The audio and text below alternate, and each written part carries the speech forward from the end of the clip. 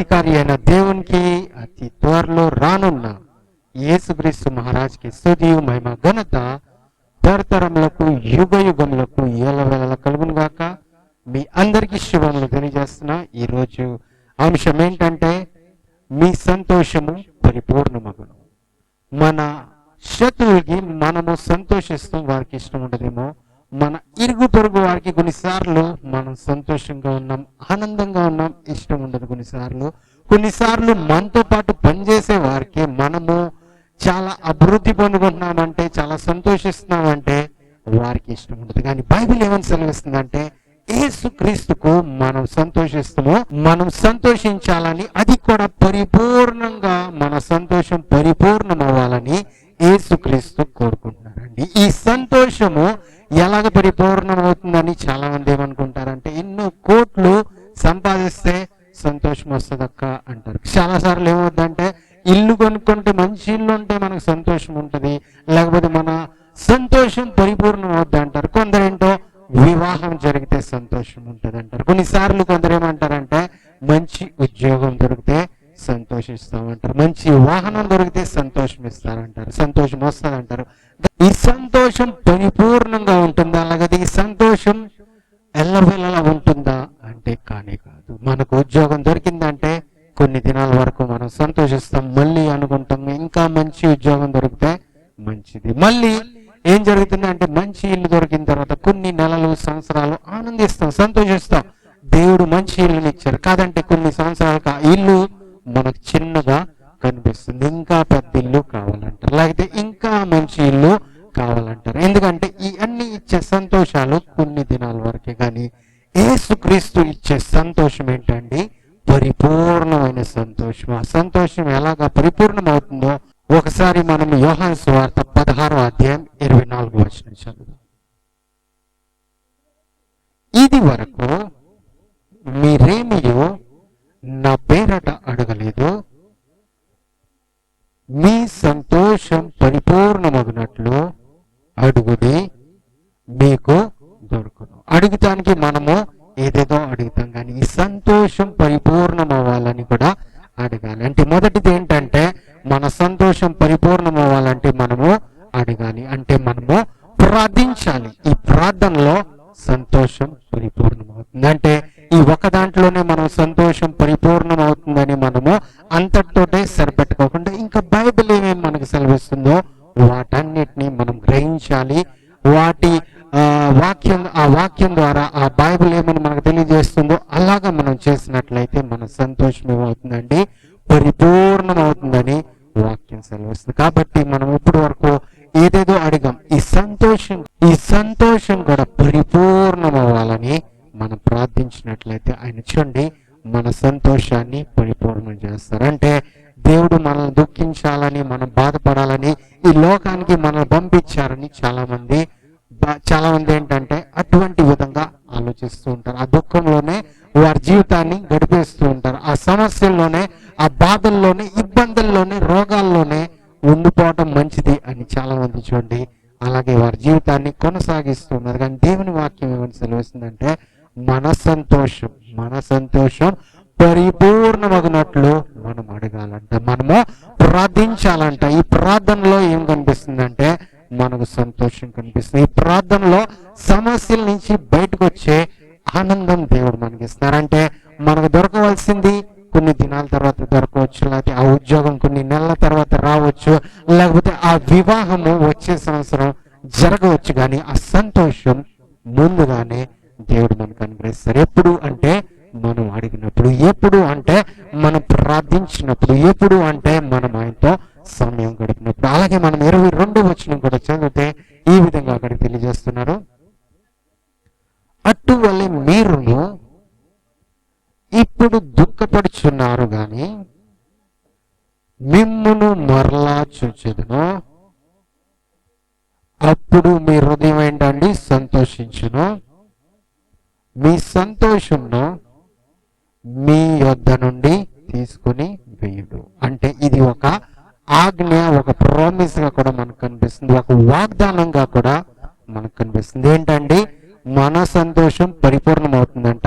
మీ సంతోషం పరిపూర్ణమవుందును అని దేవుని వాక్యం సెలవిస్తుంది. అలాగే ఆ సంతోషము ఎవరు మన యొద్ద నుండి తీసివేయరంట. ఆ సంతోషాన్ని దొంగలిస్తానికి దొంగ రావచ్చు, ఆ సంతోషాన్ని హత్య చేస్తానికి ఆ శత్రువు రావచ్చు, కానీ దేవుడు ఏమని వాగ్దానం చేస్తున్నారంటే ఎవరు ఆ సంతోషాన్ని తీసివేయరంట, ఎవరు ఆ సంతోషాన్ని మన యొద్ద నుంచి దొంగలించరంట. ఎప్పుడు అంటే యేసుక్రీస్తు ఎప్పుడైతే మన యొద్దకు వస్తారో, యేసుక్రీస్తు ఎప్పుడైతే మనల్ని దర్శిస్తారో, ఎప్పుడైతే యేసుక్రీస్తు మనం ప్రార్థిస్తున్నాం అని చూస్తున్నారు, అప్పుడు యేసుక్రీస్తు ఎప్పుడైతే మనం ఆయనతో సమయం గడుపుతున్నాం, అప్పుడు ఏంటండి బ్రదర్ మేము ప్రార్థించట్లేదా, మా సంతోషం లేదు అని కొందరు అడగవచ్చు. కానీ ఆ ప్రార్థనలో మన యేసుక్రీస్తుని మనం చూడాలి. ఆ ప్రార్థనలో మనం యేసుక్రీస్తుతో నడిచేవారుగా ఉండాలి. మనం ఆ ప్రార్థనలో యేసుక్రీస్తుతో సమయం గడిపే ఆ సమయంలో కేవలం లోకాన్ని చూడకుండా కొన్నిసార్లు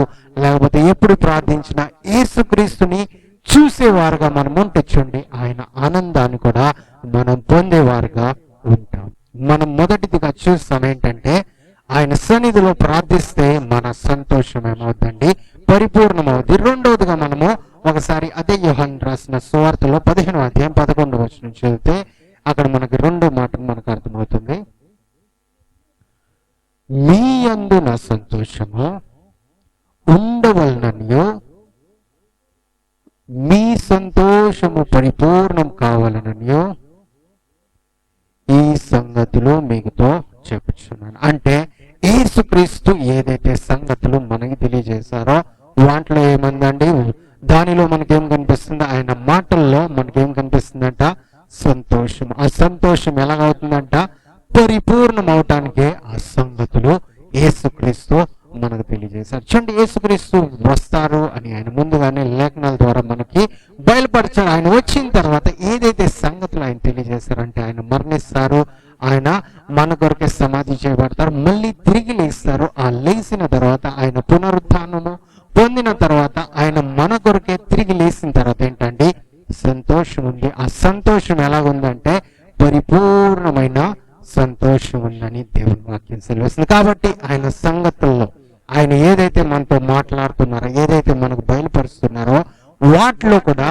మనకు పరిపూర్ణమైన సంతోషం ఉందంట. అంటే మనం యేసుక్రీస్తు మాటలను వింటున్నాం, ఈ భక్తుల ద్వారా భక్తులకి దేవుడు ఏ విధంగా సాయం చేస్తారు అవి వింటున్నామంటే వాటిలో కూడా మనకు సంతోషం కలుగుతుంది, వాటిలో కూడా మనకి ఆనందం కలుగుతుంది. కానీ మనము కొన్నిసార్లు ప్రకటన గ్రంథం చదివితే మనకు భయం అనేది కలుగుతుంది. ఆ భయం ఎందుకు కలుగుతుంది అంటే మనము జాగ్రత్తగా ఉండాలని, మన సంతోషాన్ని మనము గ్రాంటెడ్ గా తీసుకోకుండా కొన్నిసార్లు సంతోషపడి దేవుడిని మర్చిపోతారు. ఆ విధంగా మనం ఉండకుండా ఆయన వాక్యాన్ని, ఆయన మాటలను, ఆయనతో సమయం గడపడంలో మనము ఎక్కువగా ఇంకా వాటిలో మనం మునిగిపోవాలి, ఇంకా ఎక్కువగా మనము దేవునికి దగ్గరగా రావాలని. చూడండి, ఆయన ఎంతగా మనకు ఆ సంతోషం గురించి తెలియజేస్తున్నారంటే ఆయన ఇష్టం, ఆయన చిత్తం, అదే మనము సంతోషించాలి. ఆయన ఎందుకు సిలువ మీద మరణించారంటే, ఎందుకు సిలువ యాగాన్ని పొందుకున్నారంటే మనము ఆ దుఃఖాన్ని, మనము ఆ శ్రాపాన్ని, మనము ఆ బాధలను, మనము ఆ రోగాల్ని భరించకుండా సంతోషించాలి, ఆయన మహింపరచాలని, ఆయన నామాన్ని మనం చూడండి అందరికి తెలియజేయాలని, ఆయన్ని మహింపరచాలని దేవుడు మన కొరకు ఏం చేశారండి, సిలువ యాగాన్ని పొందారు. కానీ కొన్నిసార్లు ఏంటంటే యేసుక్రీస్తు ఏ విధంగా బాధపడ్డారు, మనం బాధపడాలని. చూడండి, కొన్నిసార్లు ఆయన షాడో, ఆయన నీడ, ఆయన ఎలాగైతే భరించారో కొన్నిసార్లు మనకు ఇబ్బందులు రావచ్చు. కొన్నిసార్లు మనము వెళ్ళే మార్గాలు మనకు చూడండి చాలా భయంకరంగా అనిపించవచ్చు. కానీ దేవుడు అక్కడ కూడా మనల్ని ఏం చేస్తారంటే సంతోషాన్ని అనుగ్రహిస్తారు. ఆ విషయాల్లో కూడా దేవుడు మనకి సాయం చేస్తారని వాగ్దానం చేస్తారు. అలాగే మనం ముందు చదివితే మొదటి యోహాను రాసిన పత్రిక 1వ అధ్యాయం 4వ వచనం చదివితే ఈ విధంగా తెలియజేస్తున్నారు. మన సంతోషము పరిపూర్ణమగుటకై మేమీ సంగతులు రాయిచున్నాము. అంటే ఆ బైబిల్ యేసుక్రీస్తు మాట్లాడిన మాటలు, అనేక మాటలు మనకు కనిపిస్తున్నాయి. ఆ మాటలు వింటానే మనకు ఏమవుతుందండి, సంతోషం పరిపూర్ణమవుతుంది. రెండవదిగా మనం చూసాం, మొదటిదిగా మనం చూసాం ప్రార్థన చేస్తే, రెండవదిగా మనం చూస్తాం ఏంటండి, ఆయన చెప్పిన ఆ సంగతుల ద్వారా మన సంతోషం పరిపూర్ణమవుతుంది. మూడవదిగా ఏంటంటే, ఆయన రాసిన లేకపోతే ఆయన భక్తుల ద్వారా రాయించిన ఆ మాటల ద్వారా మన సంతోషము పరిపూర్ణం అవటానికి ఎన్నిసార్లు మనం చూస్తున్నామండి, సంతోషం విషయము రాసి ఉన్నాయి. ఇంకా ఏది రాయలేదు అంటే చాలా విషయాలు రాశారు. ప్రేమ గురించి రాశారు, కృప గురించి రాశారు. అన్ని మనకు అవసరమే, కానీ ఈ సంతోషం కూడా దేవుడు మనకు అనుగ్రహిస్తున్నారు కాబట్టి ఈ సంతోషాన్ని కూడా మనం పొందుకోవాలి. కొన్నిసార్లు నాకు జాబ్ దొరకలా, వేరే వారికి జాబ్ దొరికిందని చాలా మంది ఏంటంటే బాధపడతారు. ఆ సమయంలో కూడా మనము సంతోషించాలి. ఎందుకంటే వేరే వారికి జాబ్స్ దొరికినాయి, ఉద్యోగాలు దొరికినాయి, నాకు దొరకలేదంటే దానికి కారణం ఏంటంటే ఇంకా పెద్ద ఉద్యోగాన్ని దేవుడు ఇస్తారని. చాలా మందికి పిల్లలు పుట్టేశారు, ఇంకా నాకు వివాహమై 4 సంవత్సరాలు అయింది, 5 సంవత్సరాలు అయింది, ఇంకా పిల్లలు లేరు, ఇంకా ఎక్కువ సంవత్సరాలు గతించిపోతున్నాయని బాధపడతారు. కానీ మనం ఆ సమయంలో కూడా సంతోషించాలి, ప్రార్థిస్తూ మనము సంతోషించాలి, వాక్యం చదువుతూ మనము సంతోషించాలి, దేవుడు చెప్పిన మాటలు వింటూ మనము సంతోషించాలి. ఎందుకంటే వాటికంటే గొప్ప వాటిని దేవుడు ఇస్తారు. అబ్రహాము ఏ విధంగా సంతోషించాడో ఆ 25 సంవత్సరాలు అయిన తర్వాత ఏం చేశాడండి, ఆయనకి ఒక 100 సంవత్సరాలు దాటినాక ఆ వాగ్దాన పుత్రుడు లేకపోతే ఇస్సాకును ఆయన పొందుకున్నాడు. ఇంకా ఆయన సంతోషం ఏమైందండి, పరిపూర్ణమైనట్టుగా మనకు కనిపిస్తుంది. మనం కూడా దేవుడు ఆ విధంగా పరిపూర్ణమైన సంతోషాన్ని ఇవ్వాలని కోరుకుంటున్నారు. కాబట్టి బైబిల్లో ఇన్నిసార్లు ఈ సంతోషం గురించి, అది కూడా పరిపూర్ణమైన సంతోషం గురించి రాయించారంటే అది మనము అటువంటి సంతోషాన్ని పొందుకోవాలి. అటువంటి సంతోషంలో మనం పరిపూర్ణం అవ్వాలని దేవుడు కోరుకుంటున్నారు. ఆ విధంగా మనము చేసినట్లయితే ఏ విధంగా అంటే బైబిల్ చెప్పిన విధంగా, ఎలాగా అంటే మనము దేవుడిచ్చే ఆ సంతోషాన్ని మర్చిపోకుండా, దేవుడు ఇస్తున్న ఆ సంతోషాన్ని మర్చిపోకుండా, దేవుడు ఇవ్వబోతున్న ఆ సంతోషాన్ని గుర్తిస్తూ చూడండి మన మార్గాల్లో మనం ప్రయాణం చేయాలి. మనకున్న ఆ పరిస్థితుల్లో నుంచి మనము ముందుకు వెళ్ళాలి. మనం వెళ్ళే ఆ ఎర్ర సముద్రం మధ్యలో నుంచి మనం దాటి ఆ సంతోషం లేకపోతే ఆ కనాన్ దేశానికి వెళ్ళే విధంగా, లేకపోతే దేవుడిచ్చే ఆ వాగ్దానంలో చేరే విధంగా మనం ముందుగానే ఈ సంతోషాన్ని పొందుకుని వెళ్ళాలి. ఈ సంతోషంతో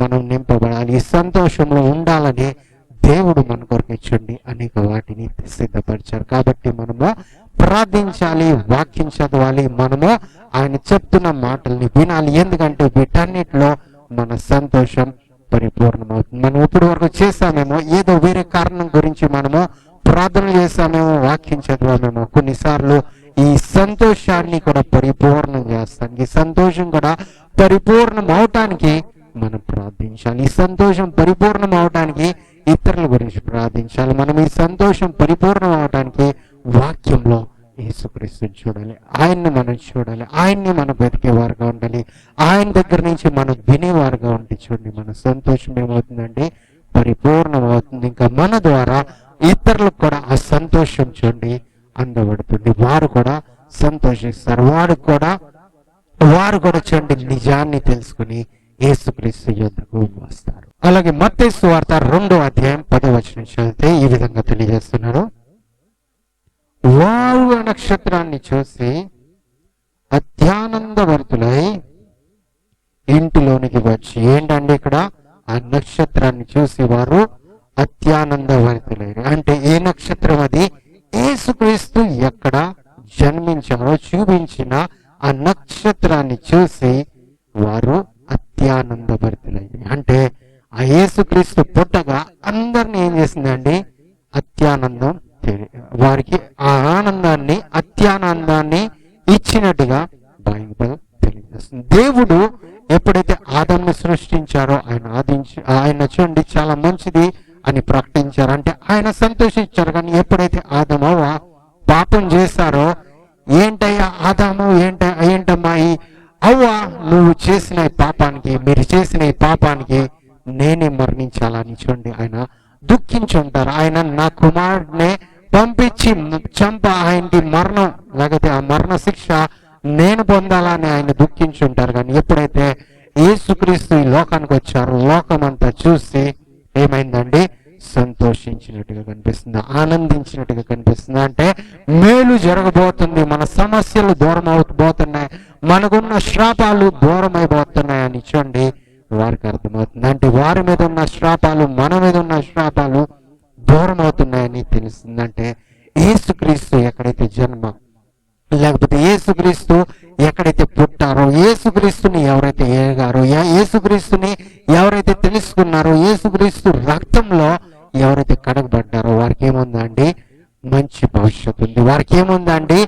నిత్య రాజ్యంలో ప్రవేశం ఉంది. వారికి ఏముందంటే ఈ ఆనందం వారికి సొంతం అవుతుందని బైబిల్ సెలవిస్తుంది. అంటే దేవుడు ఆయన ఆనందాన్ని, ఆయన సంతోషాన్ని మన కొరకే ఇచ్చారు. ఆయన పొందింది ఏంటంటే మనకున్న శ్రాపాన్ని, మనకున్న బాధల్ని, మనకున్న సమస్యల్ని ఆయన పొందుకున్నట్టుగా కనిపిస్తుంది. ఈ రోజుల్లో ఏంటంటే చర్చ్కి వెళ్ళాలంటే చాలా మంది బాధపడతారు. ఈ రోజుల్లో దేవుణ్ణి వెంబడించాలంటే చాలా మంది బాధపడతారు. దేవుడు చెప్పిన మాటలు విని చేయాలంటే బాధపడతారు. కానీ ఆయన కాడి ఎలాగుందండి? సులభంగా ఉందని వాక్యం సెలవిస్తుంది. మనం ఎన్నో కిలోమీటర్లు ఏదో మనము చూడలేంది చూస్తానికి వెళ్ళాలని చాలా సార్లు చూడండి ఏదేదో కట్టించుకుని ఎన్నో డబ్బులు ఖర్చు పెట్టుకుని ప్రయాణాలు చేస్తారు. కానీ పక్కనున్న చర్చ్కి వెళ్ళలేకపోతున్నారు. సంతోషం ఇచ్చే, ఆనందం ఇచ్చే ఆ సంఘానికి, దేవుని సన్నిధికి వెళ్ళలేకపోతున్నారు. ఒకసారి మనము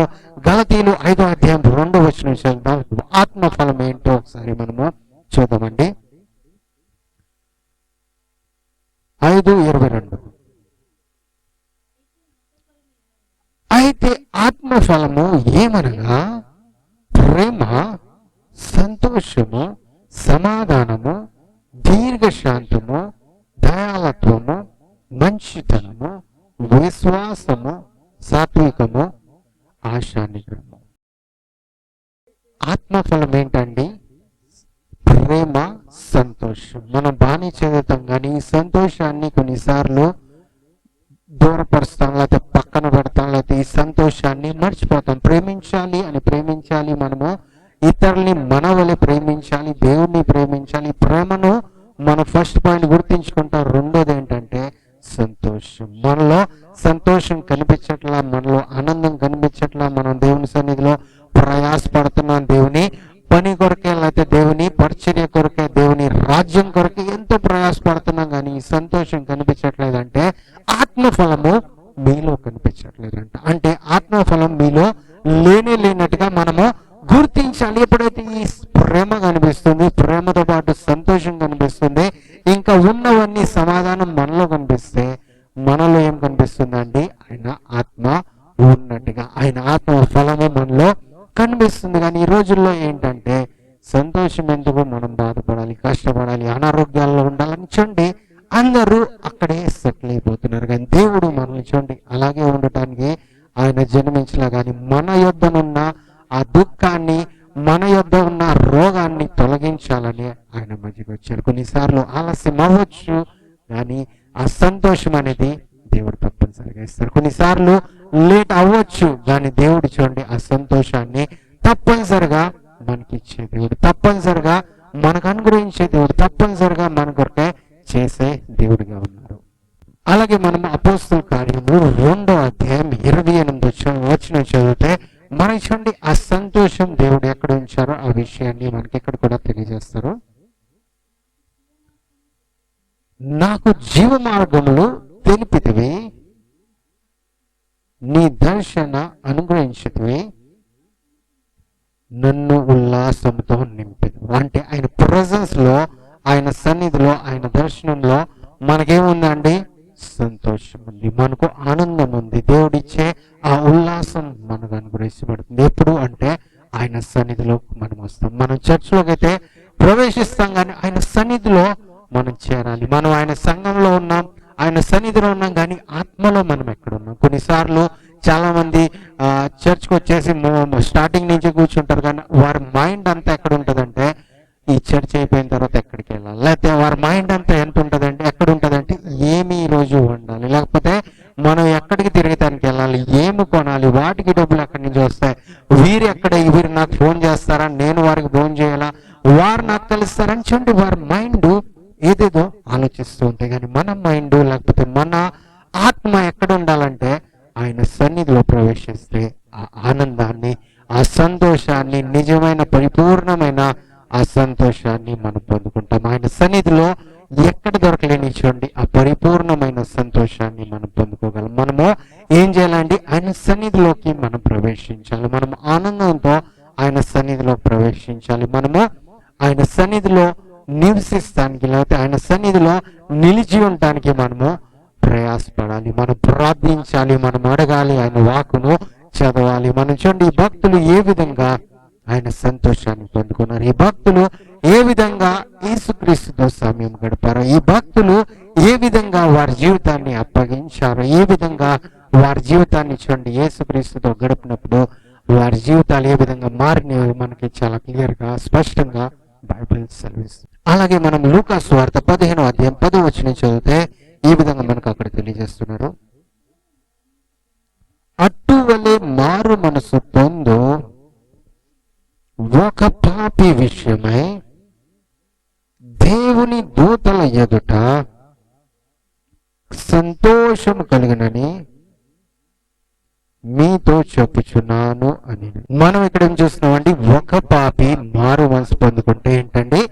దేవదూతల ఎదుట, దేవుని ఎదుట సంతోషం ఉంటుంది. మనం ఏంటంటే మనము సంతోషించాలి, మనము ఆనందించాలి, మనము పొందుకొని మనము చాలా ఆనందంగా ఉండాలని మనం కోరుకుంటాం. కానీ దేవుని సన్నిధిలో కూడా ఆనందం కలుగుతుందంట. అది ఎప్పుడంటే ఒక పాపి మారు మనసు పొందుకున్నప్పుడు. ఆ పాపి మారు మనసు ఎలా పొందుకుంటాడంటే ఏదో బుక్లు వారికి ఇస్తే మారు మనసు పొందుకుంటాడు, లేకపోతే ఏదో జైల్లో వేస్తే మారు మనసు పొందుకుంటారు, లేకపోతే ఏదో ఒక దండం లేకపోతే ఏదో ఒక పనిష్మెంట్ ఇస్తే ఆయన మారు మనసు పొందుకుంటాడంటే వాటన్నిటికంటే ముఖ్యంగా యేసుక్రీస్తు వారి గురించి మరణించారు, యేసుక్రీస్తు వారి కొరకే ఆ శిలువ మీద యాగమయ్యారని మనం ఎప్పుడైతే తెలుస్తామో, ఆ పాపం నుంచి ఆయన ఎప్పుడైతే బయటకు వస్తాడో, లోకంలో ఉన్న నిజ దేవుణ్ణి తెలుసుకుంటాడో, ఈ లోకంలో యేసుక్రీస్తు నిజమైన దేవుడని తెలుసుకుంటాడు చూడండి. అప్పుడు మారు మనసు పొందుకున్నప్పుడు, అప్పుడు ఆయన చేసిన పాపాలని తప్పుల్ని ఆయన ఒప్పుకొని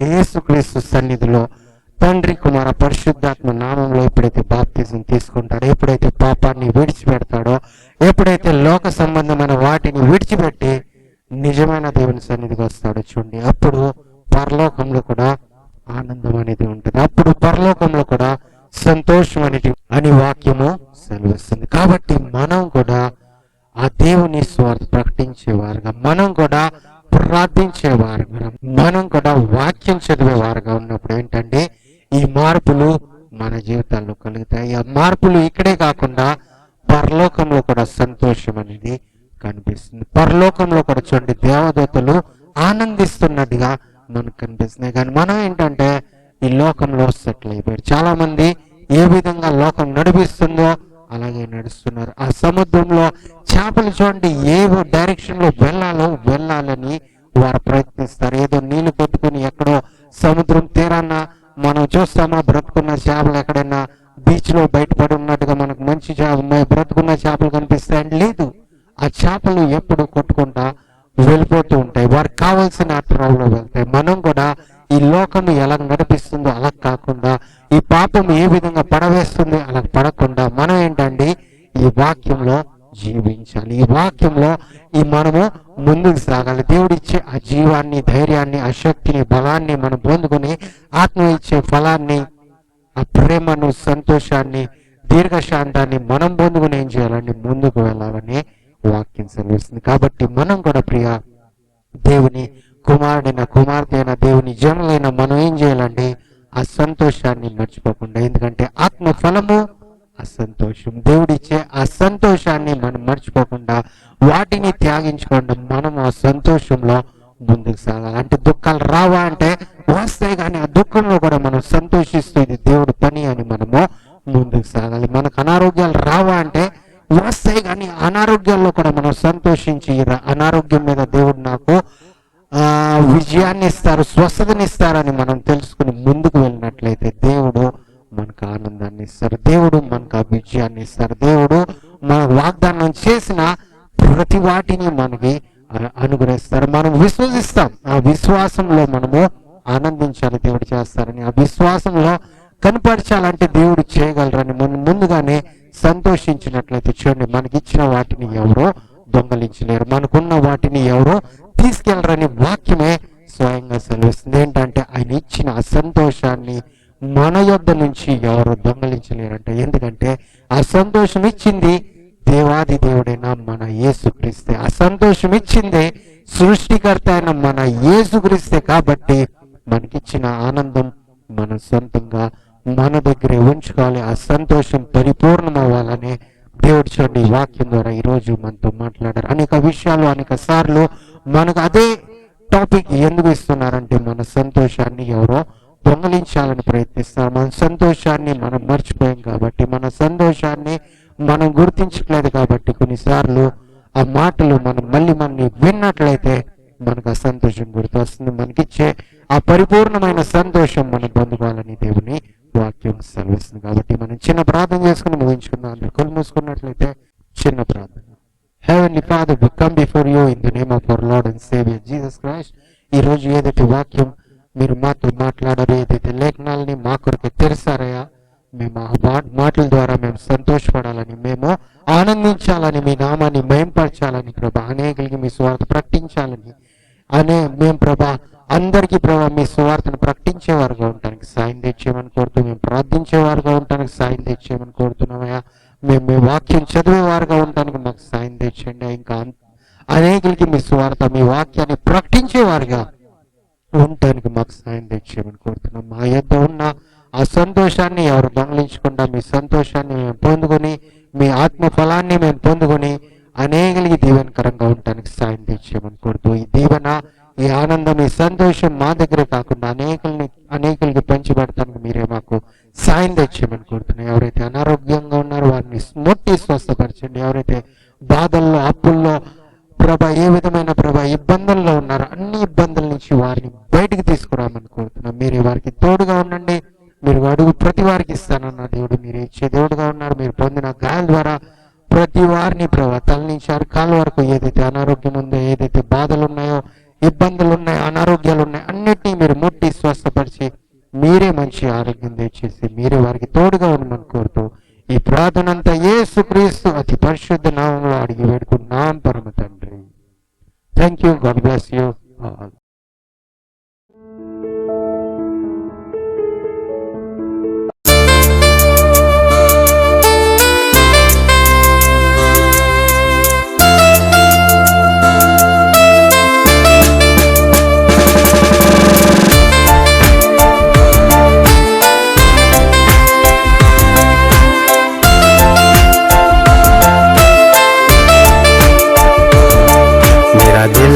कहता है, मेरी जुबान कहती है, बस यीशु ही प्रभु, बस यीशु ही खुदा। मेरा दिल कहता है, मेरी जुबान कहती है, बस यीशु ही प्रभु, बस यीशु ही खुदा। कुछ तो कर ही दूँ, अब क्यों चुप रहूँ, इस जहाँ को बोल दूँ, बस यीशु ही प्रभु। कुछ तो कर ही दूँ, अब क्यों चुप रहूँ, इस जहाँ को बोल तू, अब अकेला नहीं हूँ। मेरा दिल कहता है, मेरी जुबान कहती है, बस यीशु ही प्रभु, प्रभुओं का है प्रभु।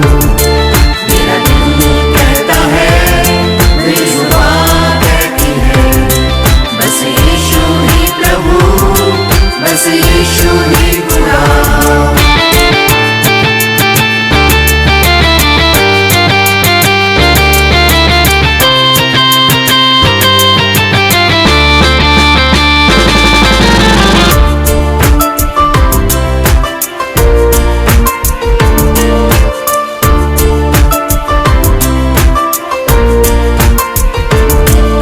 जमीन कहती है, आसमां कहता है, बस यीशु ही प्रभु, बस यीशु ही खुदा। जमीन कहती है, आसमां कहता है, बस यीशु ही प्रभु, बस यीशु ही खुदा।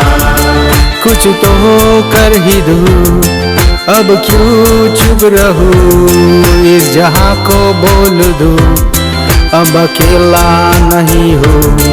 कुछ तो कर भी दूं, अब क्यों चुप रहूं, इस जहां को बोल दूं, अब अकेला नहीं हूँ। मेरा दिल कहता है, मेरी जुबान कहती है, बस यीशु ही प्रभु, प्रभुओं का है प्रभु।